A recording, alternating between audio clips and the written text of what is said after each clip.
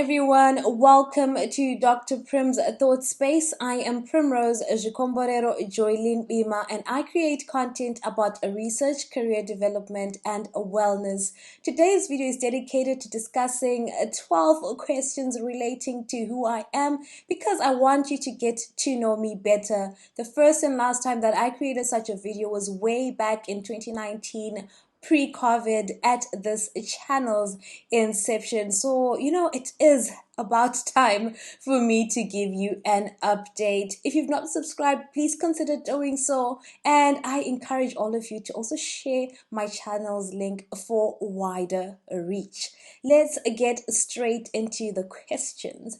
So the first one is, what are your names and their meanings? Primrose, I believe, is a name that my mother gave to me because I'm her firstborn, first rose, first flower, first daughter, and also I'm the first grandchild on her family's side.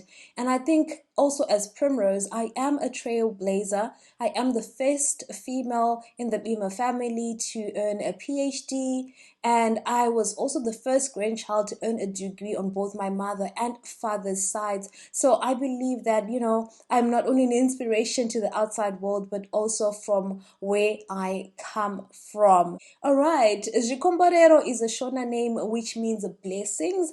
And I believe that this is my Christian name, a name that my father gave to me. I'm super grateful for it. Most people who call me Jikomborero are close family and friends. I also love to call myself that when I'm back home in Zimbabwe. And I would have loved for Jikomborero to be my pen name, to be my doctor name and whatnot. But it seems that wherever I go, this name is not palatable at all. Its short version is Jiko, which makes it worse because people get stuck at that ZVI, that G aspect. So yeah, that's Jikomborero for you, a girl that is highly favored and blessed. Joylene means the joyful one. I don't think I need to explain this further. I believe that parents have a duty to give to their children names that will inspire them to live up to those names. So for me, I always endeavor for well-being, for serenity, for joy, for gratitude to God for placing me on earth and everything that He's done for me. And in everything I do, I seek to enjoy and to also help others to gain happiness from it. So I hope that, as we move on with my channel, when I share other aspects of my life, you will find joy in celebrating life with me. Bima, which is my surname, is a Shona name for an animal called a reedbuck. It's a wild animal. I haven't done much research on the characteristics of this animal and on how my family attained this name. Obviously from a forefather. Perhaps he was a great hunter, but yeah. Like most Zim surnames, I have a surname that is derived from an animal. All right. So, place of birth and date of birth. That's question number 2. I was born in the city of kings and queens, Bulawayo in Zimbabwe, where I spent the first 5 years of my life, which I believe are very formative years. Born on the 1st of August in 1992. Those who believe in star signs say that I'm a Leo.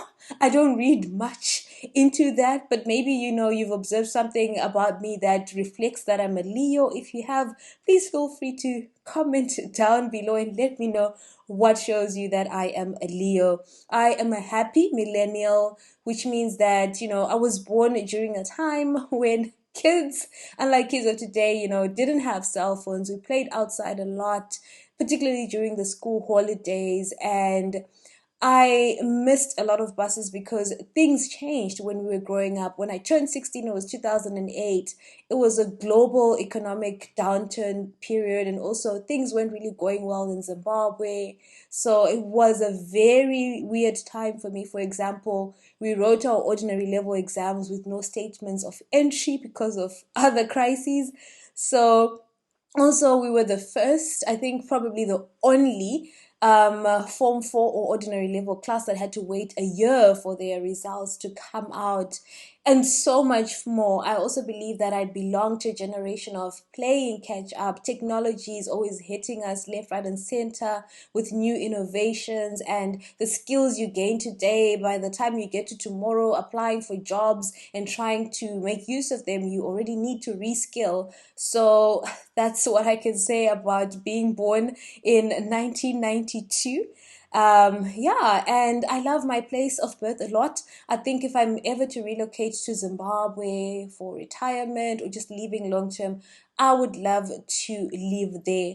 Downside is, ooh, you won't believe this. I don't know how to speak Isindebele. Partly because I knew some Ndebele. When I moved to Harare, I was bullied on the playground because of how I used to speak, and the trauma just literally ejected all the Ndebele that was in me.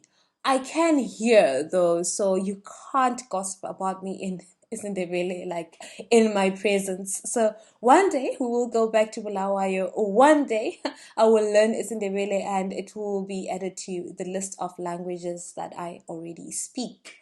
All right, question number three. What is your relationship status? I'm singler than single. I don't even know what that is, but I just mean that I'm single, not searching. I don't think I'm being sought after.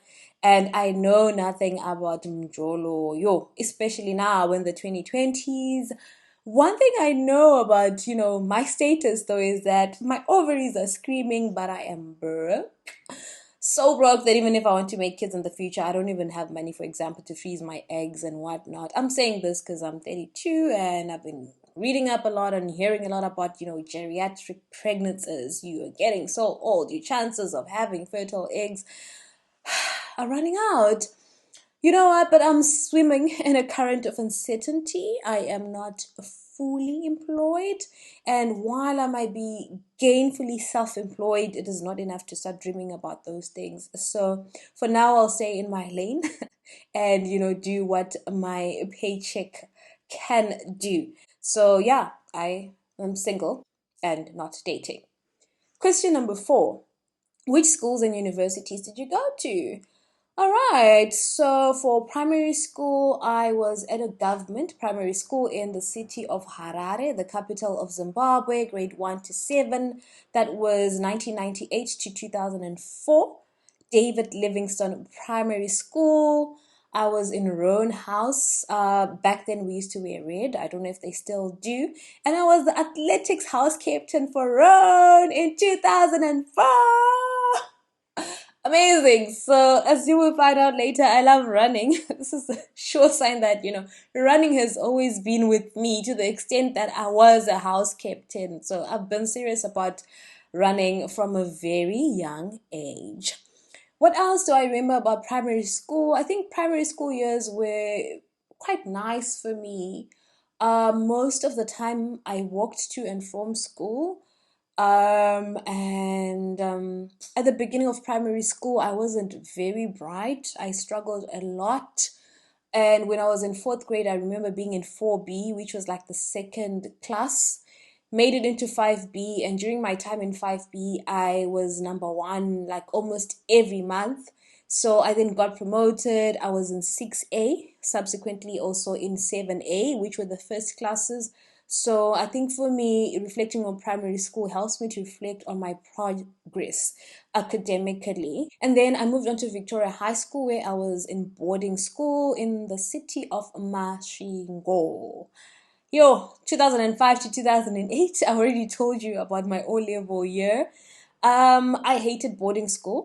The thought of and till date, I always tell myself, I wish things had gone differently. I complained almost every day of my life in boarding school. But I guess my parents didn't have the means to actually lift me up from there and put me elsewhere. What do I remember about being at Victoria High School? I was bullied a lot when I was in Form 3 at the age of 15, particularly by girls who were staying in the same dormitories and residence as myself, people who were actually in my year. So it was quite traumatizing. My first and second years were nice. I was in the first class. So obviously that gives you a boost because I attained what we called 5 units in seventh grade, which automatically put me in the first class in Form 1. And then, I kept passing well and I was in the first class as well in Form 2. Now, when we were going to Form 3, we were told that if you were in the first class, you had to do sciences, second class commercials, third class arts, and so forth and so forth. And I wanted to do commercials, so I asked to be put in the second class. So then I was in 3A2 and 4A2. However, me being in the commercials class was also, yes, I don't want to do sciences, but also I don't want to be in the third class where there's arts. So weird because I already knew at that stage that I loved English literature, I loved history, and I was doing so well in those subjects. Yes, I was performing well as well in accounting, which was, one of the main reasons of being in the second class. But I really believe, I should have just gone to 3A3 and 4A3. Anyway, I got to redeem myself. After my O levels, I was now 16 years old. I moved to Lesotho, a kingdom which is situated in southern Africa, and I then went on to study at Machabeng College, the International School of Lesotho, which is based in Maseru. Yeah, it was a good time in my life because it gave me an international outlook. Growing up, I thought that as a girl, you grow up, go to high school, go to the University of Zimbabwe, becoming married woman, and then, just serve society, community, and culture.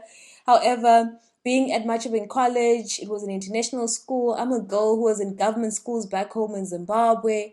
I got to interact with people that were, the children of diplomats, children of people in high places.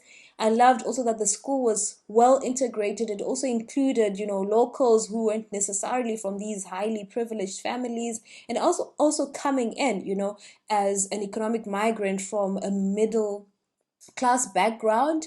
So I appreciated that the school allowed us to do the subjects that you liked at your level. So, for example, I was in the second set for mathematics because obviously I wasn't the strongest.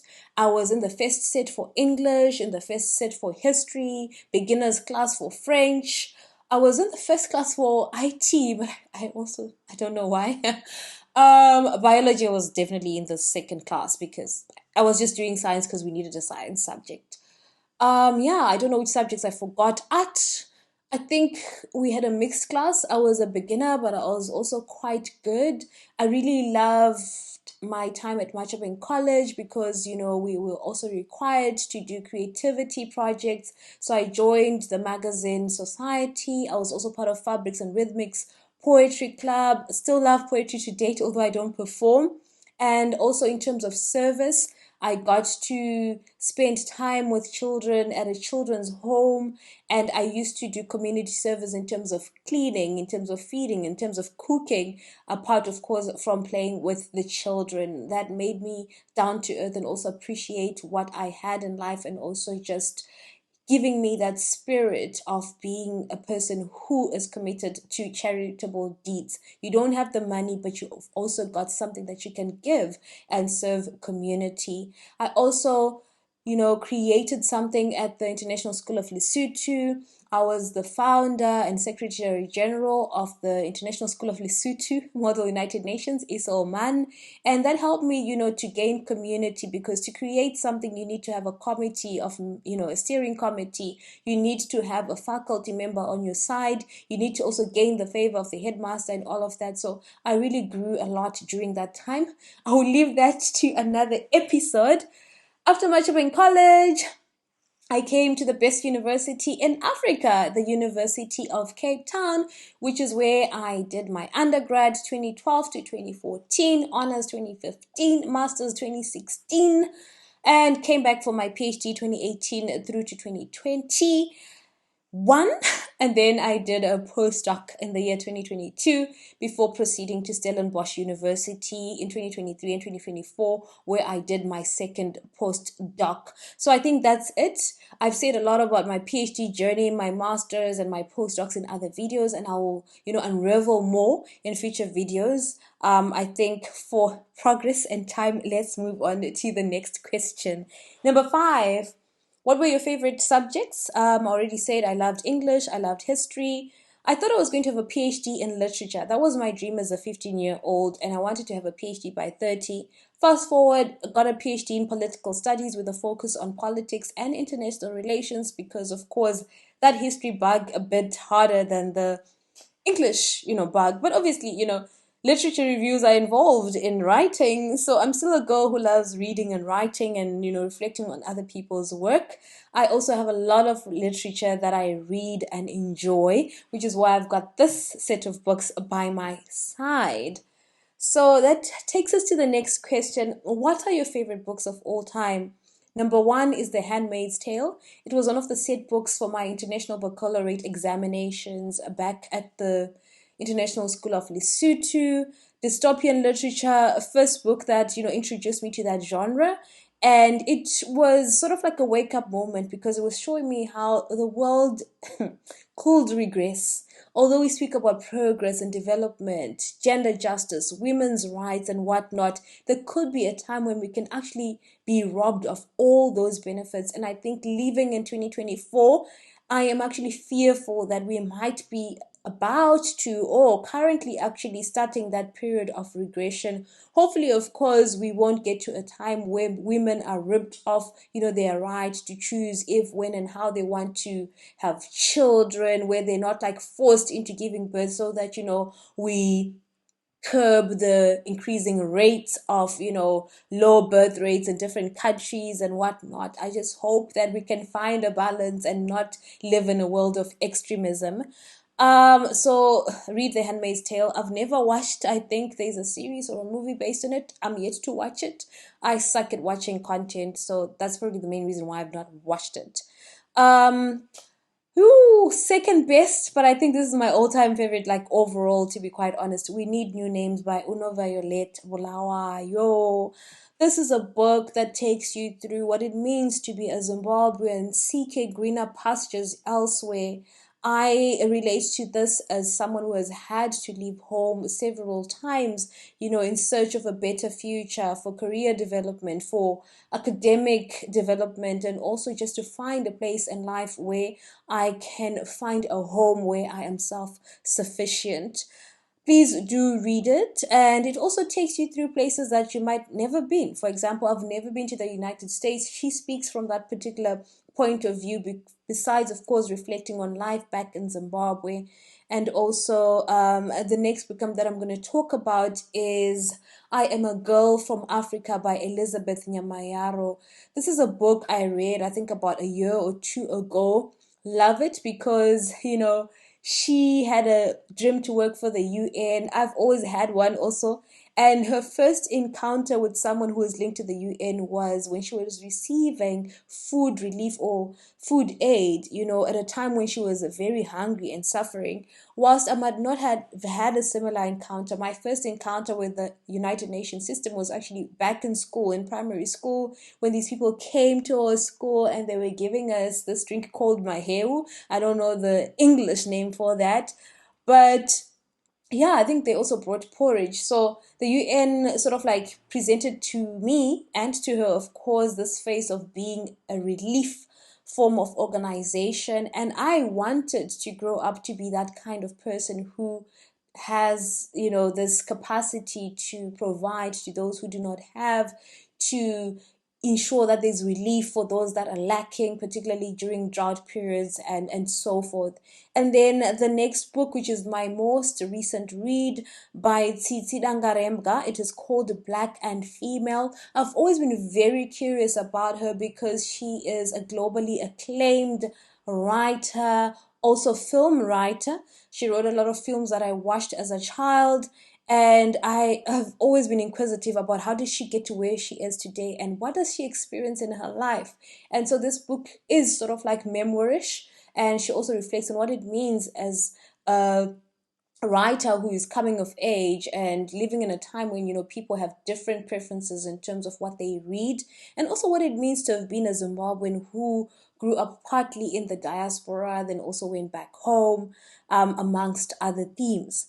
So those are my lovely books: Margaret Atwood, The Handmaid's Tale, No Violet Bulawayo with We Need New Names, Sisi Dangarembga with Black and Female, and of course Elizabeth Nyamayaro with A Girl from Africa. I am a girl from Africa.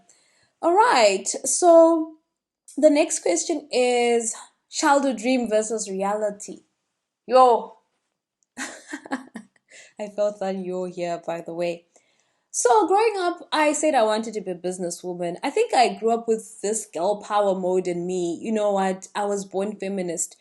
I was so curious as to why there was always talk about people being businessmen and whatnot. And I was just like, you know what? I want to be a businesswoman.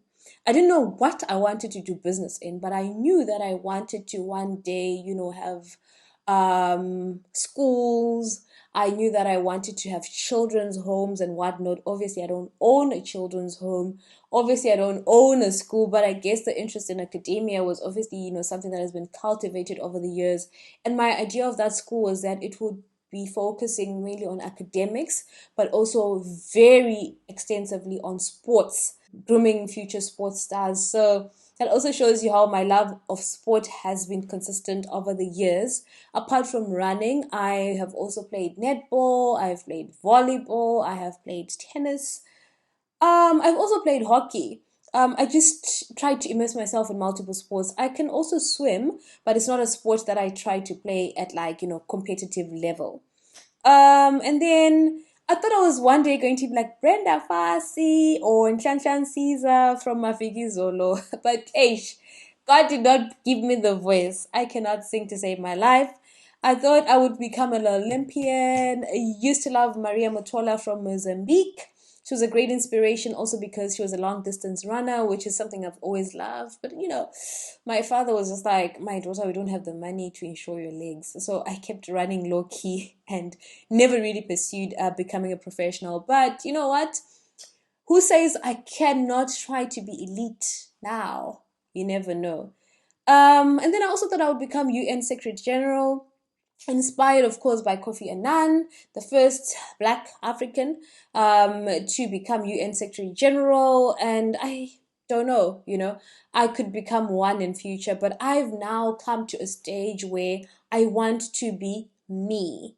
So, yes, I have all these forms of inspiration, all these people who write books that speak to me, all these life experiences, the passion for history, love for literature, and all of that, a PhD in politics, and also, wanting to gravitate towards the United Nations, loving academics.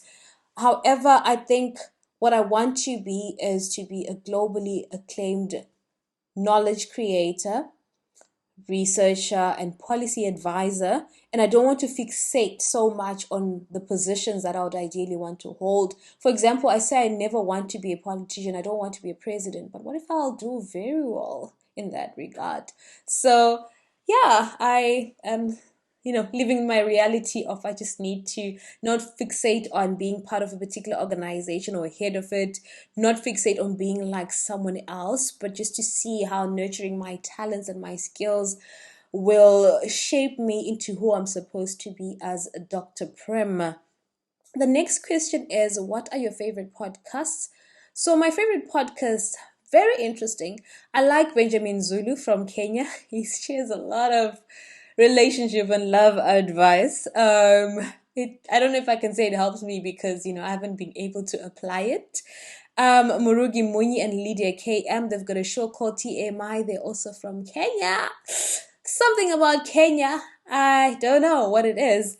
Love those two because they're also women in their 30s. They share from their experiences, but they also, engage in multiple discussions about what people in this age group go through, not only as married people, but also, the single people. I just love their approach to talking about life.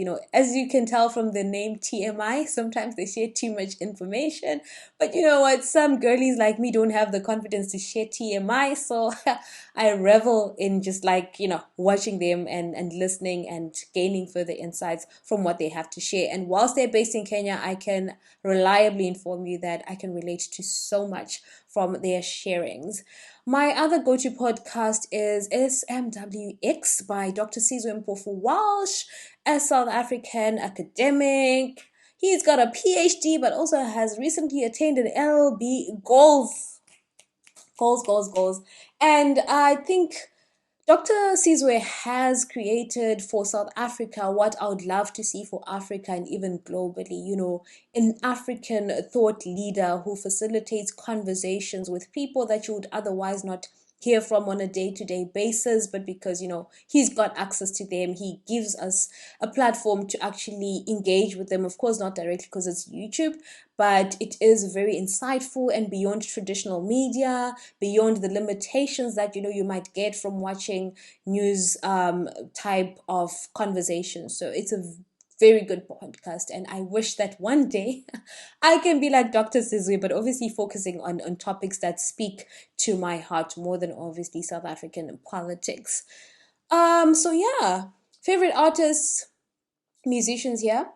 I think, fortunately, I thought they were all Zimbabwean. Love XQ, love Amara Brown. Those are Zimbabwean. Love Oliver Mtukudzi the Great, a legend for life.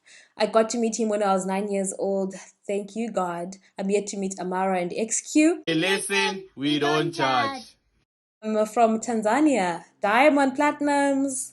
I sort of have a crush on this guy. I don't know why. Because he is not a spec. His life can be chaotic. So yeah, those are my favorite artists, all from Africa. And my favorite sports, running. I love running. I love running so much. I love running as in watching running. I love looking at running content, running magazines, running as in me running as well. So yeah, that's my favorite sport. My favorite running distance is 21.1 kilometers, which is a half marathon. And although I've done 5 marathons, which is 42.2 kilometers, I hate that distance with all my heart. So yeah, I've also done 2 ultra marathons. I've run 43 kilometers. I've run 56 kilometers. The most amazing race of my life, the Two Oceans Ultra Marathon. If you love running, you should give that a try. Just like at least once. It was a bucket list item for me. And moving forward, I might want to run the Comrades Marathon, perhaps in 2026. It means training has to start this year. So if I do start training, I will share that journey with you. All right. Favorite sports people? I have my one and only. Sifan Hassan. Stupid. Why I'm playing this kind of game? And who the hell I'm thinking that I want to run marathon? And when I was thinking how I decide this, I was so many questions. I never cry. I was crying this morning. Why I put this thing for myself? Why I say I'm going to run marathon? What is wrong with me?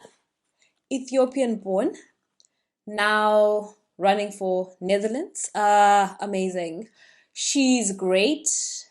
She's good on the track with long distances, and she's also now, one of the best women of all time at running the marathon. Even though she always says that, she doesn't know why she wakes up and she decides to run marathon. She wants to cry like most of us. She thinks, am I stupid? Why am I deciding to make this decision?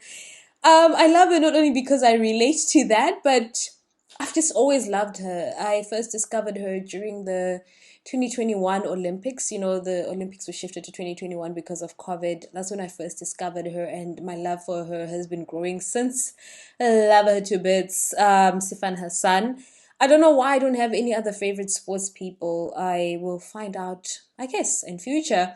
I'm a fan of Eliud Kipchoge, but he's not my favorite sports person. He's the world's favorite. He's the world's greatest of all time when it comes to the marathon distance because he's shown us how to break barriers and all of that. So I give him kudos for that. But Sifan Hassan is the queen and my all in terms of sports people. All right, so I think that we are done for today in terms of the questions relating to my life. So I also have a question that I put down here. It came to mind just before I started recording is, what do you not like? I don't like people with a pull her down or pull him down syndrome. I don't like people who are bullies because I've been at the receiving end of bullying for the longest time in my life. I still get bullied because I have a big forehead. I still get bullied because I've got big feet. I still get bullied because I'm too thin to be African for some people. Some people, when they hear that I have a PhD, they're like, you, PhD? I need to read what you wrote. I don't believe you've got a PhD. People questioning decisions made by examiners and questioning the hard work and sweat that I put in over the years. I also meet people who are like, you say you run, are you sure you're a runner? You know, people who are like, well, you run, but you're slow. Oh, goodness. I just don't like that. So I think we need to do better as human beings. I live to uplift people. So I think I want to dedicate my life to spreading kindness, to spreading love, and I hope that we all endeavor to do the same. That is my parting message for the day. Thank you so much for watching. I will see you in the next one. Bye.